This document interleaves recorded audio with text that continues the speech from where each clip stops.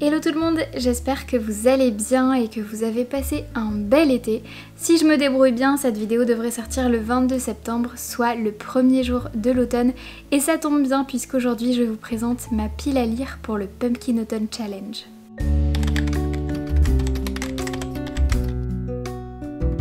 Si vous ne connaissez pas encore le Pumpkin Autumn Challenge, sachez que c'est un challenge littéraire organisé par Guimauve Terrier. Je vous mets toutes les infos en description pour que vous puissiez aller voir sa chaîne et comprendre un petit peu le fonctionnement de ce challenge. Pour celles et ceux qui connaissent déjà le Pumpkin Autumn Challenge, on commence tout de suite avec le premier menu, Automne frissonnant.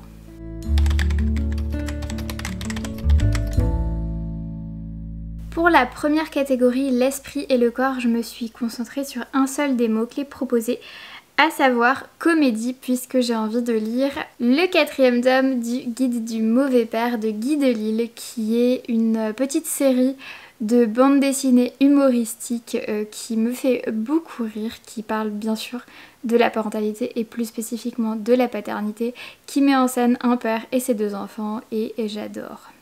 La deuxième catégorie s'appelle Fenêtre cassée, porte ouverte et elle tourne principalement autour de l'horreur et du thriller, mais comme c'est pas trop ma came, je me suis inspirée du mot-clé huis clos pour mettre dans ma pile à lire ce court roman de Marion Fayolle qui s'appelle Du même bois.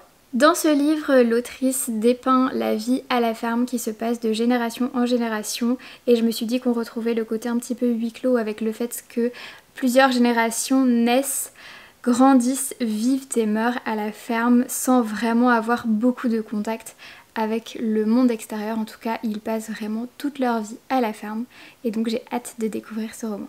La troisième catégorie, c'est le crâne qui parle et parmi tous les mots-clés de squelette et compagnie, je n'ai retenu que le mot-clé sorcière pour pouvoir glisser dans ma pile à lire le premier tome de Harry Potter que j'ai déjà lu, vous vous en doutez, mais cette fois-ci c'est la version anglaise et ça fait longtemps que je me dis qu'il faut que j'essaye de lire les Harry Potter en anglais, donc c'est l'occasion.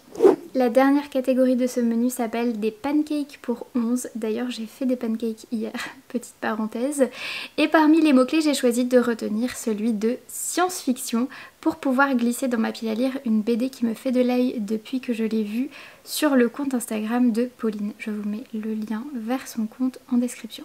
La BD en question, c'est Détour par Epsilon de Lolita Couturier, une BD de science-fiction qui raconte l'histoire d'une jeune femme qui est bannie de sa cité et qui va devoir trouver très rapidement Epsilon pour s'y réfugier parce qu'elle est enceinte.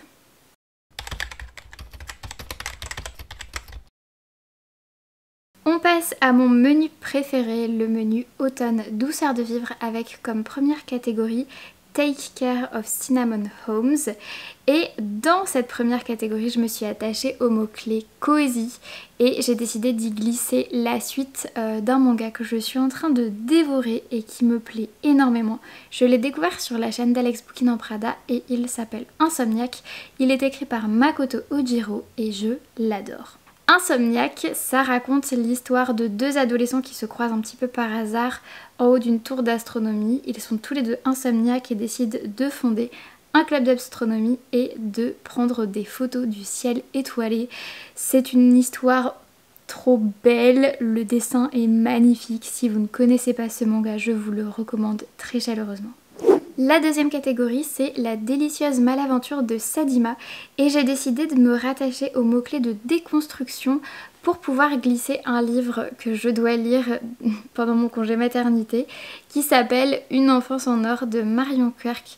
Pourquoi déconstruction? Parce que l'autrice qui est sociologue s'intéresse à la manière d'éduquer les enfants qu'ont les Suédois et du coup l'idée c'est un petit peu de déconstruire notre vision occidentale, française de l'éducation et de la parentalité pour s'intéresser à comment on éduque les enfants dans le Nord. Ça a l'air d'être vraiment très intéressant et justement je vais profiter de mon congé mat pour le lire. La catégorie suivante s'appelle Tad, je suis heureuse d'être tombée de cet arbre et pour une fois il y a plusieurs mots-clés qui correspondent au livre que j'ai choisi, à savoir les mots-clés de l'amitié, de l'aventure, un petit peu de l'anxiété, de la santé mentale et de la lumière. Il y a juste le mot-clé de bande dessinée que je ne coche pas pour cette catégorie là et j'ai décidé de glisser ici Kilomètre Zéro de Maud Ankawa. Je triche un tout petit peu parce que c'est un livre que j'ai commencé depuis très longtemps et il faut absolument que je le finisse et je me suis dit que de le mettre ici, ça me donnerait la motivation pour le terminer.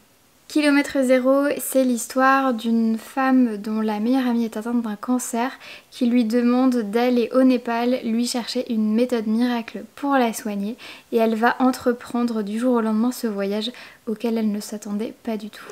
La dernière catégorie de ce menu, c'est Je crois bien n'avoir songé qu'à vous et parmi les mots-clés proposés, il y a notamment amour et avec ce mot-clé, j'hésite entre un livre et une trilogie.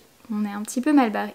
J'hésite à lire The No-Show de Beth O'Leary, qui est un livre que j'ai acheté il y a une éternité, que j'ai acheté en anglais et qui est une romance. Et du coup je me dis que ce serait l'occasion de le terminer puisque je l'avais commencé et que peut-être ça me motiverait à le lire que de le mettre dans cette pile à lire.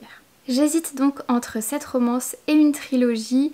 La trilogie fait beaucoup plus hivernale qu'automnale, mais je me dis que vers la fin du Pumpkin Autumn Challenge, ça pourrait coller. Surtout que vers la fin, je serai en congé maternité et que la trilogie à laquelle je pense, c'est la trilogie du Nacro à Noël de Laura S. Wilde. Et si je vous dis pas de bêtises, le tome 1, c'est la romance presque parfaite du Nacro à Noël. Le second, c'est le mariage presque parfait du Nacro à Noël. Et le dernier, c'est le bébé plus que parfait du Nacro à Noël. Donc comment vous dire que ce dernier titre est particulièrement à propos et que j'ai envie de le lire sur la fin de ce challenge.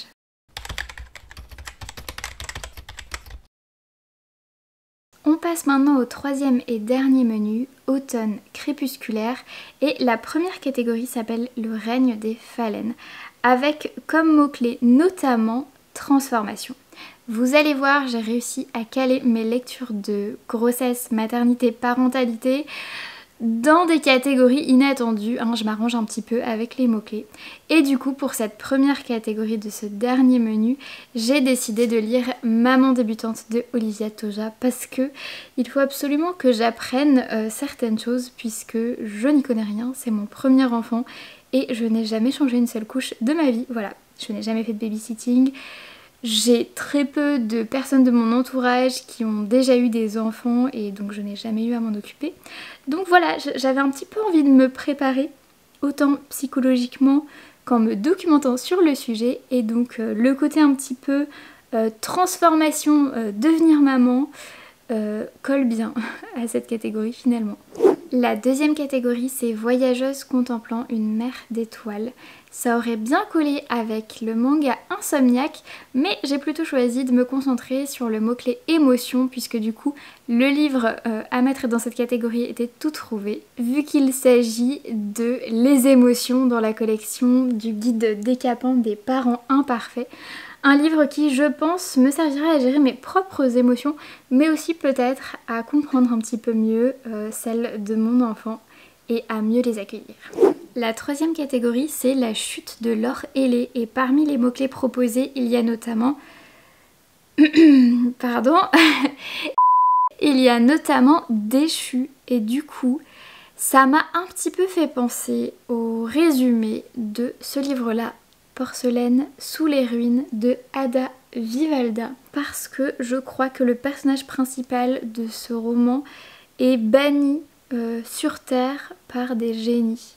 Alors je sais pas trop si ça fait un peu effet ange déchu ou pas, mais le résumé de ce roman est tellement mystérieux que ça m'a donné envie de malgré tout le glisser dans cette catégorie et de voir ce que ça allait donner. En tout cas, j'ai entendu des échos très positifs sur ce roman, il me semble sur la chaîne de Amita Books, donc pareil, je vous mettrai le lien vers sa chaîne en description. La toute dernière catégorie de ce challenge, c'est le crépuscule des Cides. Elle contient notamment le mot-clé fantasy, ce qui m'a permis de mettre dans ma pile à lire le quatrième et dernier tome de la saga de la passe miroir de Christelle Dabos. Une saga qui m'a énormément plu par son univers particulièrement inventif et sa plume merveilleuse. Christelle Dabos écrit extrêmement bien, donc il me tarde de découvrir le quatrième et dernier tome de cette saga de fantasy. Et voilà, c'est tout pour ma pile à lire du Pumpkin Autumn Challenge de cette année. J'espère que cette vidéo vous aura plu. Si c'est le cas, n'hésitez pas à mettre un petit j'aime, à vous abonner, etc. Ça fait toujours plaisir. Et je suis là en commentaire pour discuter avec vous de vos lectures automnales, de vos piles à lire, du Pumpkin si vous y participez. Donc surtout, n'hésitez pas. En tout cas, moi je vous souhaite de passer un très bel automne et je vous dis à bientôt pour une prochaine vidéo.